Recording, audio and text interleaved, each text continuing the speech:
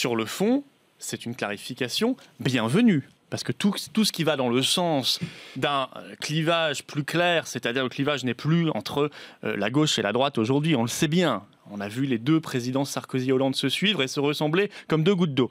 Donc le clivage aujourd'hui est entre ceux qui croient en la nation et ceux qui n'y croient plus. Bien écoutez, tout ce qui va dans le sens de la clarification des clivages et qui permet aux Français de faire leur choix sur des bases plus claires est bienvenu.